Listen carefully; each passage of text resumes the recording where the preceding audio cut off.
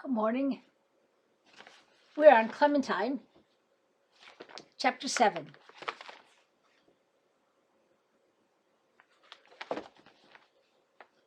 I knew Friday was going to be a bad day right from the beginning because there were clear parts in my eggs.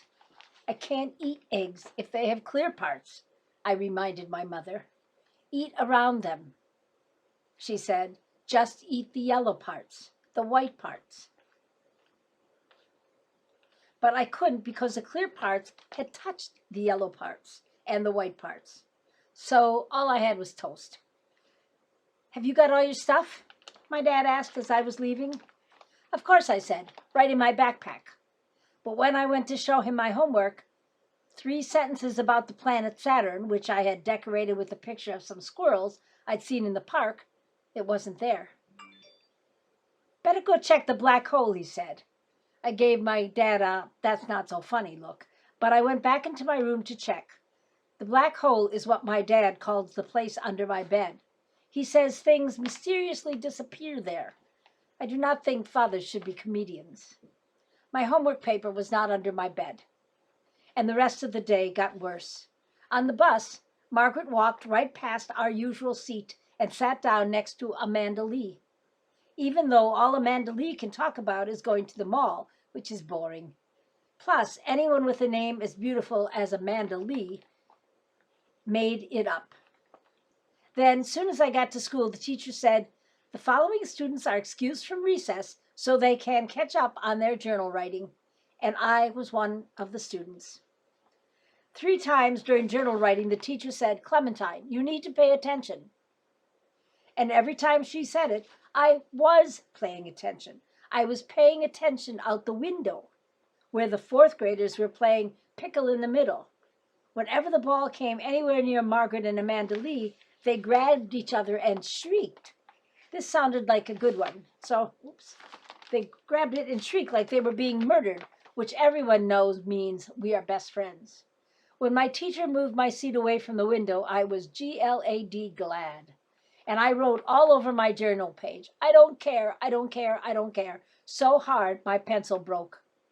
When I got home from school, I was planning on going straight to my room to draw a picture of me with a new best friend. But my dad was putting on his raincoat, and it was not raining out. Fighting pigeons is not for the weak-hearted, he said. It takes superhuman courage and resourcefulness and cleverness. When my dad talks like that, it means he has a new idea. You have another battle plan? I asked. Yep, he said, and it's a doozy. I'll probably be promoted to general for this one. You already are the general. Remember? Oh, right. I'm so modest I sometimes forget. Well, I bet I'll get the Medal of Honor. Dad, I might even be knighted for this one. Dad, I said. Sometimes my dad needs help saying serious. So what is the new plan? My dad looked around like he thought there might be spies sneaking up on us. Then he bent over and whispered in my ear, psychological warfare. This sounded like a good one, so I followed him out and sat on the steps to watch. I could do that drawing later. First my dad hosed off the sidewalk, then he sprayed the pigeons until they flew away. All the time he was muttering things like, oh, they're crafty all right, but I'm craftier. And it's a little-known fact that pigeons were the 8th deadly plague to visit Egypt. When he pulled a brown plastic owl from a bag, he got a ladder and climbed up and put the owl right on top of the lion's head over the lobby door. I asked him what it was for. The pigeons will take one look at the owl, and then they'll head for the hills. Well, for another building, anyway. Pigeons are deadly afraid of owls. Yep. I'll probably be knighted. It's plastic, I reminded him. But the pigeons don't know that. That's the brilliance of my plan.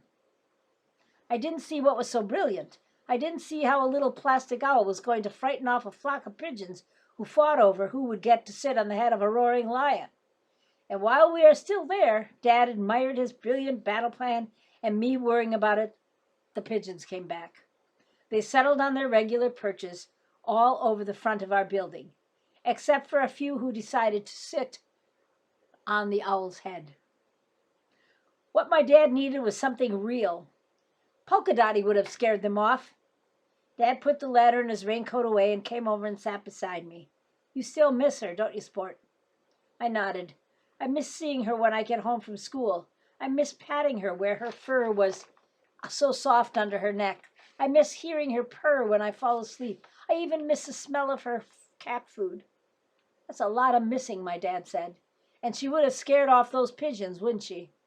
Absolutely. That was one terrifying cat.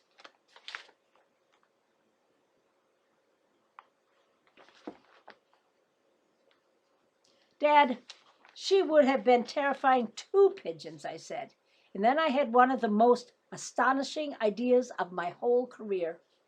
I jumped up and gave my dad a kiss right where his beard stops being crunchy. Then I ran back into the apartment, went to my bedroom, and reached under the mattress where I keep my favorite picture of Pokey. Then I ran to the copy shop at the corner. Can you make this bigger? I asked. How big do you want it? He asked back. I took out my wallet and laid all my birthday money on the counter. How big can you make it for this much? The clerk counted my money and thought for a minute. I can make that